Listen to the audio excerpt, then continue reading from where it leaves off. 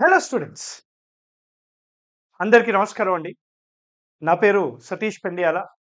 Indian polity, constitution, public administration teach చేస్తూ ఉంటాను. 11 years of experience ఉందండి నాకు ఈ సబ్జెక్ట్ టీచ్ చేయడంలో. యెస్. ఈరోజు మీ ముందుకి రావడానికి కారణం ఏంటంటే 15 రోజులలో ఎగ్జామ్ ఉంది. మీరంతా ఎలా వస్తుందో ఏమో పేపరు, మరి పాలిటీలో ఎలాంటి క్వెషన్స్ అడుగుతారో ఏమో, మరి ఏవైనా ఏరియాస్‌ని నేను టచ్ చేయకపోతే ఆ ఏరియాస్‌ని లాస్ట్ మొమెంట్‌లో ఎలా నేర్చుకోవాలి? ఇలాంటి ఆలోచనలు చాలా వస్తాయి. మీకు మీ చుట్టూ ఉన్న వాళ్ళు ఫ్రెండ్స్ గాని, లేదా మీ మిత్రులు అంటే మీ ఇంటి దగ్గర ఉన్న బంధువులు గాని, మీకు మీ మెంటర్స్ గాని, లేదా ఆన్‌లైన్ సోషల్ మీడియా ప్లాట్‌ఫార్మ్‌లో గాని, ఇలా చాలా రకాలుగా మీకు సలహాలొస్తూ ఉంటాయన్నమాట ఇప్పుడు. ఆ సలహాలన్నీ గూడాను వింటూ కొన్ని మంది ఆ సలహాలను పాటిస్తారు. అంటే అవసరమైన సలహా ఉన్నా పాటిస్తారు. అవసరం లేని సలహా అయినా గూడా పాటిస్తూ ఉంటారు. సో, దాని విషయంలో నేను అన్ని సబ్జెక్ట్స్ గురించి మాట్లాడను గానీ, ఇండియన్ పాలిటీ రిలేటెడ్‌గా మాత్రం ఒక విషయం చెప్తా. ఇండియన్ పాలిటీ రిలేటెడ్‌గా expected MCQs in expected areas మీద ఒక సెషన్ తీసుకుందామని వచ్చేసా. ఎక్స్‌పెక్టెడ్ ఏరియాస్ అంటే ఏంటి? మనకిక్కడ సిలబస్ ఉంది గదా! సిలబస్‌లో కొన్ని డ్రై టాపిక్స్ ఉంటాయి. Right? If you look at the syllabus, సిలబస్‌లో we have some dry topics. Right? Dry topics in the syllabus. ఏవైతే సిలబస్‌లో డ్రై టాపిక్స్ ఉంటాయో, ఈ డ్రై టాపిక్స్‌ని ఫస్ట్ గుర్తించి, దానికి రిలేటెడ్‌గా ఎలాంటి క్వెషన్స్ అడగవచ్చు అనే విషయం అనేది మీకిప్పుడు చెప్తాను సార్. ఓకేనా? So, I will tell you what are the dry topics first in each chapter and related to the dry topics. దాని రిలేటెడ్‌గా క్వెషన్స్ ఎలా అడగవచ్చు? ఏపీపీఎస్‌సి గ్రూప్ 2 మెయిన్స్‌లో ఈ డ్రై టాపిక్స్‌కి రిలేటెడ్‌గా ఎంసీక్యూస్ ఎలా అడగవచ్చో ఒక 10, 15 క్వెషన్‌లు మీకు చూయించడం జరుగుతుంది. మీరు ఫస్ట్ చాప్టర్ చూడండి. Right? Nature of the constitution, రాజ్యాంగ development, salient features of Indian constitution, preamble, fundamental rights, DPSP, fundamental duties, ఇక్కడి వరకు అందరికీ తెలిసిన టాపిక్సే. మీరిక్కడ ఒక్క విషయం గమనిస్తే right, if you look at this first చాప్టర్‌లో డ్రై టాపిక్ ఇదిగోండి. Amendment of the constitution, basic structure of the constitution. అంటే this is a dry topic where it is very difficult for the student to understand what type of questions can be asked. ఎలాంటి questions అడుగుతాడు అని చెప్పేసి అర్థం కాదు ఈ ఈ topic నుంచి ఈ చాప్టర్‌లో. ఫర్ ఎగ్జాంపుల్ మనకి 5 చాప్టర్స్ ఉన్నాయి గదా! 75 మార్క్స్ కదా! సో, 75 మార్క్స్ డివైడెడ్ బై 5 అంటే ప్రతి చాప్టర్ నుంచి 15 క్వెషన్స్ యేసుకుందాం. 15 క్వెషన్స్ ప్రతి చాప్టర్ నుంచి వస్తే అమెండ్మెంట్ ఆఫ్ ది కాన్స్టిట్యూషన్ మరి బేసిక్ స్ట్రక్చర్ నుంచి ఒక 2, 3 క్వెషన్స్ వస్తాయి కదా సార్. అంటే ప్రతి దాంట్లో డ్రై టాపిక్ ఉంటుందని చెప్పా. అంటే ఇక్కడ చూడండి 5 ఇంటూ ఇక్కడ చూడండి చాలా ఈజీగా ఈ అనాలజీ గుర్తు ఈ స్మార్ట్‌నెస్ ఇంపార్టెంట్ మనకి. మనకి 5 చాప్టర్స్ ఇంటూ 3 క్వెషన్స్ అంటే 15 క్వెషన్స్ ఈ డ్రై టాపిక్స్ నుంచి వస్తాయి. మళ్ళీ అలాంటి డ్రై టాపిక్స్ నుంచి ఈ లాస్ట్ 15 డేస్ కాన్సంట్రేట్ చేయాలి మీరు. వేరేవన్నీ పక్కన పెట్టండి కావాలంటే. మీరు ఆ డ్రై టాపిక్స్ మీదే కాన్సంట్రేట్ చేయండి. సరే, దీనిలో డ్రై టాపిక్ చెప్పాను గదా! ఇప్పుడు దీనిలో సెకండ్ వన్ చూడండి. Structure and functions of the Indian government, legislative, executive, judiciary, types of legislature ఇవన్నీ మీకొచ్చు. ఇదిగోండి. Judicial review, judicial activism, comma judicial over reach. ఈ 3 కాన్సెప్ట్స్ అనేవి మనకిక్కడ ఇంపార్టెంట్. దాని నుంచి క్వెషన్స్ ఎలా వస్తాయో తెలీదు మనకి. మూడో చాప్టర్ చూడండి సార్. దీంట్లో ఈజీగా ఇదిగోండి human rights commission, Lokpal, Lokayukta, అదేవిధంగా సీబీఐ ఇలాంటి క్వెషన్స్ అడగొచ్చు. కరెంట్ అఫైర్స్ రిలేటెడ్‌గా. రైట్? నైన్త్ క్వెషన్ చూడండి సార్. కమిషన్స్ అసోసియేటెడ్ ఇదిగోండి. ఇదే dry topic. Sarkaria commission, Rajamannar commission, Punchhi commission ఈ కమిషన్సే ఇక్కడ డ్రై టాపిక్. మనకి కేంద్ర రాష్ట్ర సంబంధాలలోని లెజిస్లేటివ్ అధికారాలు, అడ్మినిస్ట్రేటివ్ అధికారాలు, ఫైనాన్షియల్ అధికారాలు డ్రై టాపిక్స్ కాదు. దానికి రిలేటెడ్‌గా ఉన్న కమిషన్స్ ఏవైతే ఉంటాయో అవి ఇంపార్టెంట్ అన్నమాట. ఇక్కడొచ్చేసి 73, 74 రాజ్యాంగ సవరణ చట్టాలలో మెట్రోపాలిటన్ ప్లానింగ్ కమిషన్ కమిటీస్ లేదా ఇంకా ఇంపార్టెంట్ ఏంటి sir PESA act of 1996 Bhuria committee recommendations ద్వారా వచ్చిన పీసా యాక్ట్ ఇవి డ్రై టాపిక్స్. సో ఈరోజు ఈ సెషన్లో ప్రతి చాప్టర్కి రిలేటెడ్గా ఉన్న డ్రై టాపిక్స్ నుంచి మీకు ఎంసీక్యూస్ అనేవి ప్రొవైడ్ చేస్తున్నాను. ఓకేనా? Look at the first question sir. Which landmark Supreme Court judgment introduced basic structure doctrine limiting the parliament powers to amend the constitution under Article 368?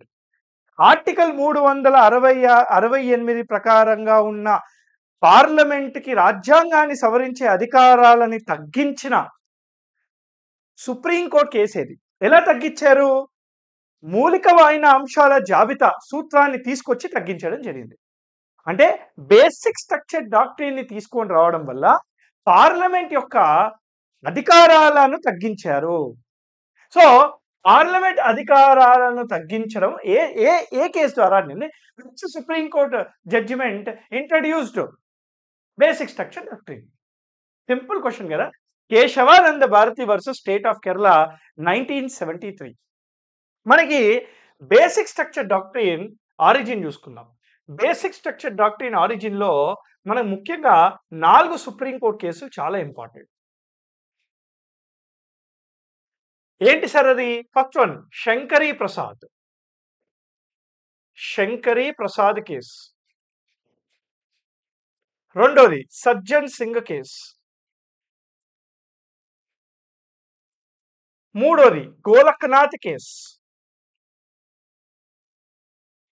And నాలుగోది Kesavananda Bharati case. So origin of the basic structure doctrine origin ఈ case ద్వారా అయినప్పటికీ కూడాను origin వెనకాల 3 supreme court cases ఉన్నాయి.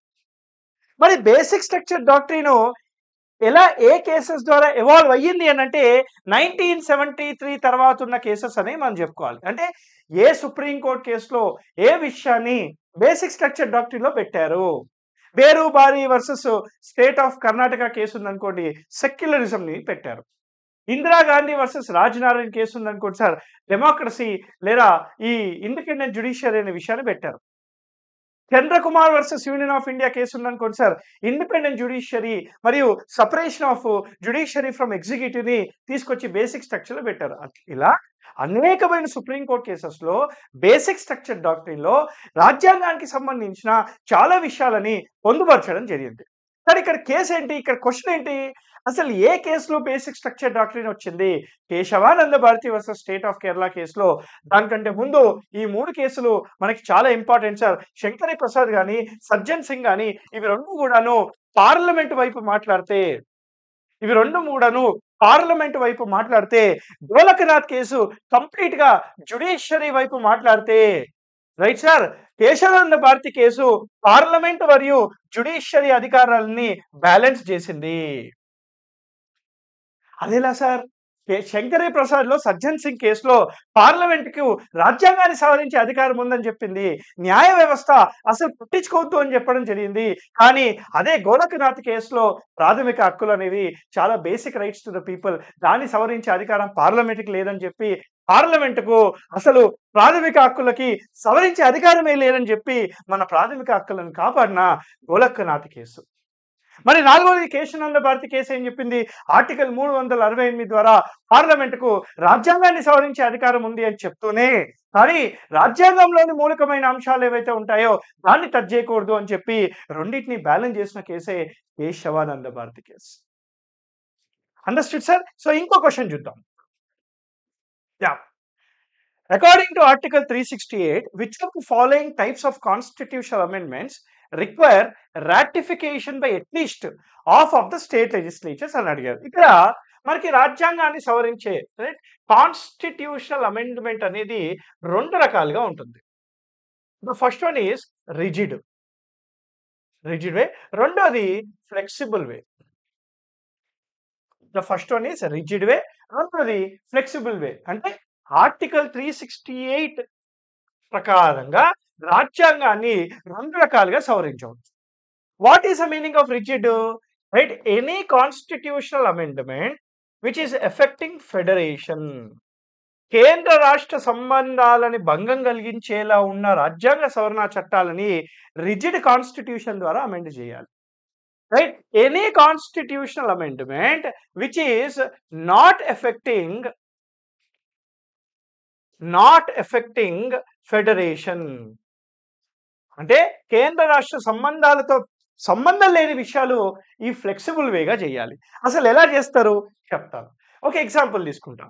101వ రాజ్యాంగ సవరణ చట్టం. రైట్, ఇది 100th కాన్స్టిట్యూషనల్ అమెండ్మెంట్ యాక్ట్. ఇక్కడ exchange of enclaves between India and Bangladesh. Bangladesh కి మరియు ఇండియాకి మధ్యలో మనకి దీవులని ఎక్స్చేంజ్ చేయడము. ఇది వచ్చేసి 101వ రాజ్యాంగ సవరణ చట్టం ద్వారా జిఎస్టీని ఇంట్రడ్యూస్ చేయడం. అంటే స్టేట్ విధించే వ్యాట్ని తీసేసి జిఎస్టీని తీసుకొని రావడం. రాజ్యాంగ సవరణ చట్టాలు చాలా ఇంపార్టెంట్ సార్. మనకి టోటల్గా 106 కాన్స్టిట్యూషన్ అమెండ్మెంట్ యాక్ట్స్ ఉన్నాయి. నేను మన ఛానల్లో మోస్ట్ ఇంపార్టెంట్ 35 కాన్స్టిట్యూషన్ అమెండ్మెంట్స్ అని చెప్పేసి ఒక వీడియో చేశాను. మీరు ఎగ్జామ్ ముందు ప్లీజ్ అదొక 1 అవర్ వీడియో ఉంటుంది, అది మొత్తం చూసే వెళ్ళండి. ఎందుకంటే ఆ 35 రాజ్యాంగ సవరణ చట్టాలలో ఏ రాజ్యాంగ సవరణ చట్టం ఏ ఇయర్లో వచ్చింది, దాని యొక్క సబ్జెక్ట్ ఏంటి అని డిస్కస్ చేశారు. ఖచ్చితంగా కాన్స్టిట్యూషన్ అమెండ్మెంట్ నుంచి 5 క్వశ్చన్లు వస్తాయి. ఆ ఒక్క వీడియో చూసుకోవడం వల్ల 5 క్వశ్చన్లు గ్యారంటీ మీకు ఎలిమినేషన్ ద్వారా అయినా పెట్టేస్తారు. సో మన ఛానల్లో అది చేయడం జరిగింది, మీరు వెళ్ళి చూసుకోవచ్చు. But let's come back. So rigid way అంటే ఏంటి, ఫ్లెక్సిబుల్ వే అంటే ఏంటి, అసలు రిజిడ్ వేగా ఎలా చేస్తారు? ఏదైనా రాజ్యాంగ సవరణ చట్టాలని రిజిడ్ వేగా చేయాలంటే ముందుగా it is initiated in parliament లో ఇనిషియేట్ చేయాలి. ఓకేనా? తర్వాత it is passed in parliament with 2/3 majority, right, of total members present and voted. ఇది మీకు తెలుసు. తర్వాత పార్లమెంట్ పాస్ చేశాక minimum 50% of the state legislature must ratify with simple majority. అంటే మినిమం 50% స్టేట్ లెజిస్లేచర్లు, అంటే టోటల్గా 28 స్టేట్ లెజిస్లేచర్లు ఉంటే దానిలో మినిమం 14 స్టేట్ లెజిస్లేచర్లు ఒప్పుకుంటే అది రాటిఫై అవ్వాలి. ఒక్కసారి అన్ని స్టేట్స్ రాటిఫై అయ్యాకనే ప్రెసిడెంట్ ఆఫ్ ఇండియా దాని మీద అసెంట్ పెడతాడు, అంటే దాన్ని ఒప్పుకుంటాడు. 24వ రాజ్యాంగ సవరణ చట్టం ద్వారా, రైట్, 24వ రాజ్యాంగ సవరణ చట్టం ద్వారా రాజ్యాంగ సవరణ చట్టాల మీద ప్రెసిడెంట్ ఆఫ్ ఇండియా ఎలాంటి వీటో పవర్స్ యూజ్ చేసుకోవద్దు. సో అందుకని ఒప్పేసుకుంటాడు ఖచ్చితంగా. సో ఇది రిజిడ్ వేగా మనం తీసుకొచ్చిన అమెండ్మెంట్ ప్రొసీజర్. అంటే ఏదైనా కేంద్ర రాష్ట్ర సంబంధాలకి భంగం కలిగించేలా ఉన్నవి ఖచ్చితంగా కేంద్రము మరియు రాష్ట్రాలు 50% ఆఫ్ ది స్టేట్స్ అనేవి రాటిఫై చేయాలి. ఇది ఎలా? First it is initiated in the parliament. It is initiated in the parliament, flexible way. Then it is passed in the parliament with 2/3 majority of total members present. As soon as it is passed in the parliament, President of India will give his consent to. As soon as the President of India will give his consent to, the bill will comes into force. So ఈ flexible గా ఉన్న amendments కి state ratification అవసరం లేదు. That is the meaning. Next question చూడండి. ఇందాక చెప్పాను కదా 24వ రాజ్యాంగ సవరణ చట్టం అని చెప్పి.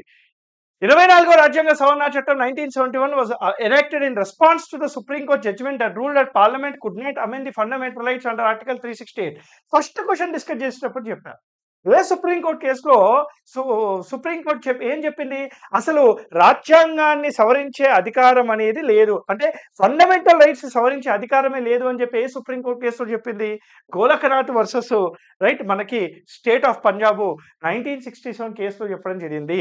Right, Parliament do not have the authority to amend the fundamental rights because this is the basic rights provided to the people. Golaknath case 1967 ద్వారా మనకి అలా చెప్పినందుకు దీని రెస్పాన్స్ గానే 3 రాజ్యాంగ సవరణ చట్టాలు తీసుకొచ్చారు.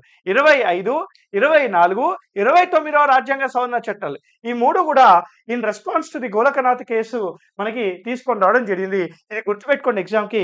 24, 25, 29 ఇది స్మార్ట్ గా కూడా ఆన్సర్ చేయొచ్చు. 1971 ముందు ఏ సుప్రీంకోర్టు కేసు ఉంది? 1967. ఇది ఎలిమినేటెడ్, ఇది ఎలిమినేటెడ్, అంతే కదా. ఇన్ రెస్పాన్స్ టు అన్నాడు చూడండి. In response to right, in response to A supreme court case వల్ల ఈ అమెండ్మెంట్ తీసుకొచ్చామని అడిగాడు. ఏ సుప్రీం కోర్టు కేసు? దాని ముందు ఏం జరిగింది? Golaknath versus state of Punjab. Simple question. Okay, ఇది ఫస్ట్ చాప్టర్ కి సంబంధించిన కొన్ని క్వశ్చన్స్ సార్. మనము సెకండ్ చాప్టర్ లోని బై టాపిక్స్ చూద్దాం. ఇప్పుడు మనం జుడిషియల్ రివ్యూ ఇవి అనుకున్నాం కదా, అదనమాట. ఓకేనా, చూద్దాం.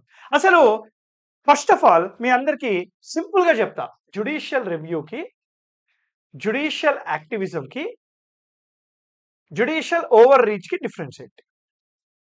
నేను చాలా చాలా చాలా చాలా సింపుల్ భాషలో, మన భాషలో చెప్తా, వినండి. న్యాయ సమీక్ష అంటే ఏంటి? Right, it is a duty of the judiciary to review, it is a duty of the judiciary to review legislative laws and executive actions, that is executive policies, to ensure it is in accordance with the constitution is called judicial review. న్యాయ వ్యవస్థ న్యాయ సమీక్ష ద్వారా శాసనాలను మరియు పాలసీలను రాజ్యాంగానికి లోబడి ఉందా లేదా అని సమీక్షించే హక్కునే న్యాయ సమీక్ష అని అంటారు. ఓకేనా sir? Now what is judicial activism? Judiciary, right, taking the public role in demanding services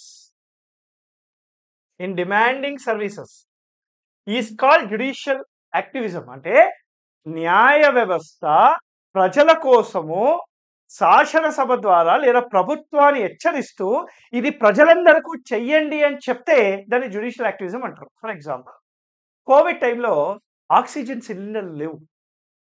oxygen cylinder లేనందుకు పబ్లిక్ ఇంట్రెస్ట్ లిటిగేషన్ ద్వారా, అంటే litigation arising out of public interest ద్వారా న్యాయ వ్యవస్థ ప్రభుత్వాన్ని హెచ్చరించింది, అరే బాబు మీరు ఏం చేస్తున్నారు, ప్రభుత్వంలో ఉంది ఆక్సిజన్ లేక చచ్చిపోతున్నారు బాగా, మీరు ఫస్ట్ అందరికీ ఆక్సిజన్ సిలిండర్లు ఇవ్వండి అని చెప్పి హెచ్చరించడమే మనకి జ్యుడిషియల్ యాక్టివిజం. అంటే ఇక్కడ judiciary is making the legislature and government to do good for the society. ప్రభుత్వాన్ని న్యాయ వ్యవస్థ ముందుండి మంచి చేయించడమే జ్యుడిషియల్ యాక్టివిజం. దీనికి మనకి judicial activism public interest litigation ద్వారా చేస్తాం. Right, PN Bhagwati, justice PN Bhagwati is a father of PIL in India. మీకు బాగా తెలిసింది. సార్ జ్యుడిషియల్ ఓవర్ రీచ్ అంటే ఏంటి? నేనున్నా సార్, నువ్వు తప్పు చేస్తున్నారా అని చెప్పా, నువ్వు ఆ రూల్ పాటించట్లేదు, ఆ రూల్ ప్రకారంగా నువ్వు పాటించలేదు, నువ్వు తప్పు చేస్తున్నారా అని అంటే జ్యుడిషియల్ రివ్యూ. నేనున్నా సార్, అరే అక్కడ చాలా మంది మన కోసం వెయిట్ చేస్తున్నారు, వాళ్ళకి ఆహారం లేదు, మీరు కొంచెం మీ దగ్గర డబ్బులు ఉన్నాయి కదా, ప్లీజ్ వాళ్ళందరికీ కొంచెం 3 పూటలా తిండి పెట్టండి అని అంట అని వాళ్ళకి చెప్పి వాళ్ళకి ఆహారం ఇప్పిస్తాం. రైట్ సార్, అంటే వాళ్ళకి చెప్పి వాళ్ళు ఒప్పుకుంటే వాళ్ళు చేస్తారు, దాన్ని జ్యుడిషియల్ యాక్టివిజం అంటారు. జ్యుడిషియల్ ఓవర్ యాక్టివిజం అంటే ఏంటి? అరే ఐఎమ్ ఆర్డరింగ్ యూ, నేను చెప్పిన జైలు అంతే. If I am taking the control of that person provide something is called judicial over activism. అరే నువ్వు ఓన్లీ చెప్పాలి, వాడు చేస్తాడా చేయడా వాడిష్టం, నువ్వే చేస్తానంటే ఇట్లా, అదే judicial over activism. Involving in the functions of other branches.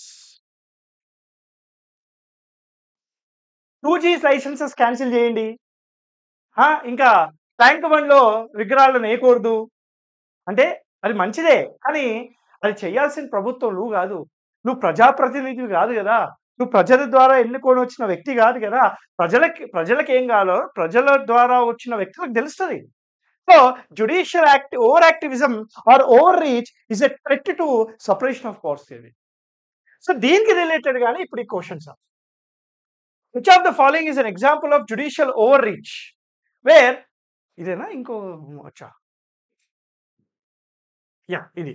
Which landmark Supreme Court judgment is considered a key example of judicial activism in India as it expanded the scope of Article 21 to include right to clean environment? MC Mehta versus Union of India case. ఈ MC Mehta versus union of India కేసులో న్యాయ వ్యవస్థ judicial activism అనేది అప్పుడే వచ్చింది. Justice PN Bhagwati garu article 21లో right to life and right to livelihood ని add చేయడం జరిగింది. రైట్ టు హెల్తీ ఎన్వైరన్మెంట్ ని దీంట్లోనే యాడ్ చేయడం జరిగింది. Is it clear sir? So MC Mehta versus union of India case sir, even state of Rajasthan కూడా, కానీ ఫస్ట్ మాత్రం 1987 కాబట్టి MC Mehta versus union of India case చూస్తాం. మరి జ్యుడిషియల్ ఓవర్ రీచ్ గురించి ఒక క్వశ్చన్ చూడండి sir. Which of the following is an example of judicial overreach where the Supreme Court was criticized for stepping into the domain of legislature and executive? అంటే legislature చేసే పనిని executive చేసే పనిలో అది తలదూర్చింది అనమాట. అది నేను చెప్తా అని చెప్పి దాన్నే judicial over activism, judicial overreach తీటా అని అంటారు. ఏంటి సార్ అని అంటే స్టేట్ ఆఫ్ రాజస్థానా, S Bommai versus union of ఇండియానా, supreme court ban and liquor shops near హైవేసా, కేశానంద భారతి కేసా, ఈ 4 మీరు చూస్తా ఉంటే 4 కరెక్టే అనిపిస్తుంది. కానీ Visakha versus state of Rajasthan అనేది జ్యుడిషియల్ యాక్టివిజం కి ఎగ్జాంపుల్, ఎస్ఆర్ బొమ్మాయి అనేది జ్యుడిషియల్ రివ్యూకి ఎగ్జాంపుల్, కేశానంద భారతి అనేది జ్యుడిషియల్ రివ్యూకి ఎగ్జాంపుల్ అయితే supreme court ban on liquor shops near highways this is the judicial over reach example. Sir కరెక్టే కదా సార్, అది చెప్పింది కరెక్టే కదా సార్, అరే బాబు అది చెప్పింది కరెక్టే, కానీ అదే చెప్పకూడదు, అదే ప్రాబ్లం. ఇప్పుడు హైవేస్ మీద లిక్కర్ షాపులు బ్యాన్ చేయాలని చెప్పి మనం ఎన్నుకున్న ప్రజాప్రతినిధి చెప్పాలి. ఆయన చెప్పకుండా సుప్రీంకోర్టు చెప్తే ఎట్లుంటది? ఇప్పుడు దేవుడు వచ్చేసి దేవుడు చేయాల్సిన పనులన్నీ దయ్యాలు చేస్తా ఉంటే మనం ఒప్పుకుంటామా? ఇప్పుడు జ్యుడిషియల్ ఏం దయ్యం అంటలే నేను జస్ట్ ఎగ్జాంపుల్ వాడుతున్నా అంతే. అంటే న్యాయ వ్యవస్థ దేనికైతే వచ్చిందో ఆ పనే చేయాలి, శాసనసభ దేనికైతే వచ్చిందో ఆ పనే చేయాలి, అంతే. అది చేయకుండా నీ పని నేను చేస్తా అన్నారనుకో ఇదే అవుతుంది. మన ఇండియాలో ఇది కామన్, వేరే వాళ్ళ పని మనం చేస్తాం, మన పని మనం చేయం. ఇదిగోండి థర్డ్ చాప్టర్ కి సంబంధించిన question. Which of the following statements about national human rights commission is incorrect? ఈ ఇన్కరెక్ట్లు, అసెండింగ్, డిసెండింగ్, ఇది ఒక్క రోజు ముందు చూసుకొని వెళ్ళండి సార్ ప్లీజ్. ఎందుకంటే నేను చాలా మంది స్టూడెంట్స్ చూస్తూ ఉంటా, ఈ incorrect, correct, shall, compulsory, according to, ఈ అసెండింగ్, డిసెండింగ్, దీనివల్లనే 5-6 మార్కులు పోయొస్తాయి. మీకు వచ్చినే తప్పు పెట్టొస్తారు. ప్లీజ్ సార్ ఒక్కసారి దాన్ని ప్రాక్టీస్ చేసేదండి. మన అర్థశాస్త్ర యాప్లో మనకి ఆల్మోస్ట్ ఇలాంటి క్వశ్చన్సే, ఇప్పుడు మనం డిస్కస్ చేస్తున్న క్వశ్చన్సే చాలా ఉన్నాయి. టెస్ట్ సిరీస్ మీరు ప్రాక్టీస్ చేసేదండి, enough, that is more than enough. మీకు అన్ని సబ్జెక్ట్స్కి రిలేటెడ్గా టెస్ట్ సిరీస్ ఉంటుంది, అన్ని టాపిక్స్కి టెస్ట్ సిరీస్ ఉంటుంది. సో అది చూసుకొని వెళ్ళండి. National human rights commission is a statutory body established under protection of rights act of 1993, Paris agreement అని కూడా అంటారు. అంటే ప్యారిస్ అగ్రిమెంట్కి సంబంధించి, ఇంటర్నేషనల్ ట్రీటీకి సంబంధించి మనకి protection of human rights act తీసుకొని వచ్చి దాని ద్వారా మానవ హక్కుల సంఘాన్ని పెట్టారు. మానవ హక్కుల సంఘ power to punish violators of the human rights, punish, ఇది కొంచెం తేడా ఉంది చూద్దాం. National human rights commission can only make recommendations to the government and does not have binding. Correct sir, ఇది కరెక్టే. The chairman of the national human rights commission must be a former chief justice of India. Absolutely correct, అంతే కదా. 70 years of age వరకు ఉంటాడు, right? 70 years of age వరకు ఉంటాడు. అంటే ఇక్కడ must be a former chief justice of India or a judge of a retired judge of supreme court. Okay, C ఇవన్నిట్లో చూస్తా అంటే ఇది తేడా, ఇది తప్పు. ఎందుకంటే it doesn't have power to punish, it has a powers of civil code. So it doesn't have the powers to punish the violators, it can only prosecute him, investigate, అంతే, అది అనమాట. ఓకేనా? సో ఇది నేషనల్ హ్యూమన్ రైట్స్ సంబంధించిన question. Next question చూడండి, Lokayukta. Which of the following to tackle corruption in India, which of the following is not true about Lokpal? See, not true, ఇలాంటి పదాలు important మనకి. The Lokpal has jurisdiction over the Prime Minister with certain exemptions. Correct అండి. Prime minister మీద లోక్పాల్ కి పరిధి ఉంటుంది. Prime minister related to space, prime minister related to foreign relations, దాని మీద లోక్పాల్ కి ఎలాంటి పరిధి ఉండదు, మిగతా దాని మీద ఉంటుంది. Consist of chairperson and 8 members. Absolutely correct. దీనిలో 50% మెంబర్స్ జ్యుడిషియల్ మెంబర్స్ అయి ఉండాలి. ఈ చైర్పర్సన్ కి minimum 25 years of government experience ఉండాలి. The Lokpal can take suo motu cases against complaints. Absolutely correct sir.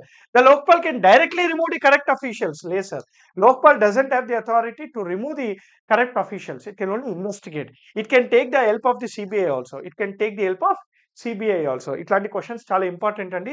Please neglect చేయొద్దు. Last time I remember APPSC group 1లో constitutional bodies, non constitutional bodies నుంచి చాలా questions అడిగారు. సో ఈసారి కూడా ఖచ్చితంగా అడుగుతాడు. సో నెగ్లెక్ట్ చేయకండి please. Which Supreme Court case called the CBI as caged parrot, highlighting concerns about its independency? CBI రిలేటెడ్గా సుప్రీంకోర్టు జడ్జిమెంట్ ద్వారా ఏదైనా క్వశ్చన్ వస్తే Vineet Narain versus union of India case బ్లైండ్గా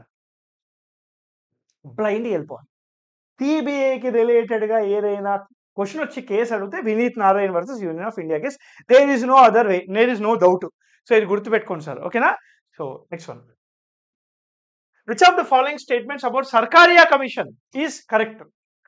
It was established to recommend changes to the fundamental rights in the Constitution. Asal Sarkaria Commission ki ప్రాథమిక హక్కులకు సంబంధం ఉందా?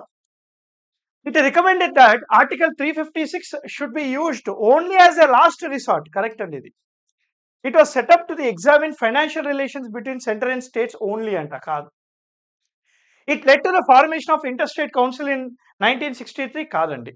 So Sarkaria commission recommendations ద్వారా 1990లో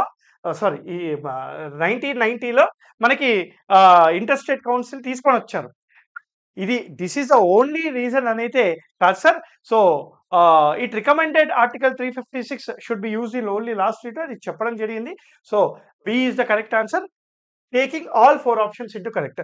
బి తర్వాత నెక్స్ట్ కరెక్ట్ ఆన్సర్ ఇది చెప్పొచ్చు, ద నెక్స్ట్ కరెక్ట్ ఆన్సర్, కానీ choose the best out of the given options. Punche Commission అనుకుంటా. Punche Commission was set up to review center-state relations. Which of the following was not one of the recommendation? వీటిలో ఏది recommendation కాదు. The fixed tenure for the governor to prevent arbitrary removals. Correct sir, ఇది చెప్పారు. The union should have overriding powers to dismiss state government every time. అయిపోయి ఇంకేముంటది, అసలు union government కి state ఎప్పుడైనా తీసేసే అధికారము ఇవ్వచ్చు అని చెప్పేసి పుంచి కమిషన్ చెప్పిందంట. మదర్ మోహన్ పుంచి కమిషన్ ఫెడరలిజంని, కేంద్ర రాష్ట్ర సంబంధాలని మెరుగుపరచాలని ఇలాంటి కమిషన్లు పెడితే వాళ్ళే దాన్ని ఆ రిలేషన్ని తీసేయాలనే ప్రయత్నాలు చేయరు. కాబట్టి B was not recommended by the Punchhi Commission sir. Okay, ఇది 4 చాప్టర్స్ కి రిలేటెడ్ గా డ్రై టాపిక్స్ మీద క్వశ్చన్స్. 5th చాప్టర్ చూద్దాం. Okay, PESA act, Panchayati Extension to Survey Schedule Areas Act of 1996 was enacted to extend the provisions of 73rd Amendment Act, Schedule Areas. Which of the following is not a feature of PISA Act? Huria Commission recommendation ద్వారా వచ్చిన PISA Act లో ఎలాంటి recommendation లేదు. గ్రామ సభ has the power to approve plans and projects for social and economic development. Correct అండి, ఇది ఇచ్చింది. this is part of the PISA Act. ఓకేనా? The Act empowers Grama Sabha to manage natural resources including land, water, forest. Absolutely correct, sir. PISA provides for the direct control of schedule areas by the central government. లేదండి, అలా ఏం లేదు. Grama Sabha has the authority to prevent land alienation and regulation sale of the tribal areas అండి. So PISA provides for the direct control of the schedule area directly by the central government. ఏం లేదు, state గవర్నమెంటే PISA areas కి ఇప్పుడు కూడా funding ఇస్తుంది. ఓకేనా? So Pisa administration అనేది మనకి స్టేట్ కూడా ఉంటుంది అనమాట. ఓకేనా? నెక్స్ట్ మెట్రోపాలిటన్ ప్లానింగ్ కమిటీ, ఇది రియల్ గా dry area in 73rd 74th amendment act. 73, 74 రాజ్యాంగ సవరణ చట్టాల నుంచి మినిమము 5-6 క్వశ్చన్లు వస్తాయి. దానిలో అన్ని డ్రై టాపిక్స్ అడుగుతాడు. ఈ క్వశ్చన్ చూడండి. Article 243 ZE, that is 74th amendment act. A metropolitan planning committee is constituted to prepare a development plan for metropolitan areas. Which of the following statements is correct? వీటిలో ఏది correct అని అడుగుతున్నాడు. It is mandatory for every city with a population about 5 lakhs to have MPC అంట. 5 lakhs కాదు కదా, దొరికిపోయాడు దొంగ, 10 లక్షలు. సో ఏదైనా ఒక ఏరియాలో 10 లక్షల కంటే ఎక్కువ పాపులేషన్ ఉంది, రైట్? మెట్రోపాలిటన్ ప్లానింగ్ కమిటీని ఏర్పాటు చేయాలి. 2/3 of the members of the MPC must be elected from the elected members of the municipalities and panchayats. Right, the governor of the state is a chairperson of the MPC. It is wrong. The recommendations of the MPC are directly implemented by the central government. It is wrong. So this is the 2/3 of the members under elected representatives దానిలో ఉంటారు. So MPC, అదే విధంగా district planning committees, right? ఇలాంటివన్నీ dry topics 73, 74లో ఇవన్నీ చూసుకోండి. అందుకే చెప్తున్నాను. ఈ ఎంసీక్యూస్ ఏవైతే చేసేటప్పుడు లాస్ట్ 10 డేస్ ఉంది సార్ మీకు ఎగ్జామ్‌కి. 10 డేసే ఉంది. ప్రొడక్టివ్‌గా 10 డేసే ఉంది. 10 వేసుకున్న 100 గంటల సమయం ఉంది. ఈ 100 గంటల్లో మీరు చేయాల్సింది ఎన్ని ఎంసీక్యూస్ అయితే అన్ని ఎంసీక్యూస్ సాల్వ్ చేయండి. అర్థశాస్త్ర సివిల్స్ అకాడమీ యాప్ డౌన్‌లోడ్ చేసుకుంటే దానిలో మీకు ఈ ఎంసీక్యూస్ చాలా ఉంటాయి. మోర్ దెన్ 5000 ఎంసీక్యూస్ ఉంటాయి కాబట్టి పాలిటీ రిలేటెడ్‌గా అయినా అట్‌లీస్ట్ ఒక 1000 ఎంసీక్యూస్ ఉంటాయి. అవి సాల్వ్ చేయమని చెప్పేసి అంటున్నాను. బికాజ్ ఇప్పుడు చూయించిన ఎంసీక్యూస్ మోడల్‌లోనే అక్కడ ఎంసీక్యూస్ అనేవి ఉంటాయన్నమాట. సో, ఇది ఆర్టికల్ 243 జెడ్‌ఈ. మీరు ఈ డ్రై టాపిక్స్ మీద కొంచెం కాన్సంట్రేట్ చేయండి. ఎవ్రీ డే, ఎవ్రీ డే రోజు కూడాను ఈ డ్రై టాపిక్సే కొద్దిగా దాని మీద పదును పెట్టండి సార్. ఈ అమెండ్మెంట్ ఇవన్నీ వేరేవన్నీ మీరు చేసేస్తారు. మీరు ఒక 2 అవర్స్ చదువుతున్నారనుకోండి సార్. 2 గంటలు చదువుతున్నారనుకోండి. If you are reading for 2 hours polity, దానిలో 30 మినిట్స్ వేరే టాపిక్ ఇయ్యండి. ఈ 90 మినిట్స్ ఏవైతే ఉంటుందో ఈ డ్రై టాపిక్స్ మీదనే కాన్సంట్రేట్ చేయండి అని చెప్పేసి కోరుకుంటున్నాను. All the very best for the exam. ఇంకా టైం ఉంటే ఇంకా వీడియోస్ చేస్తాను. మీ ముందుకొస్తాను. So, till then thank you very much. Have a great exam. Happy learning. జై హింద్.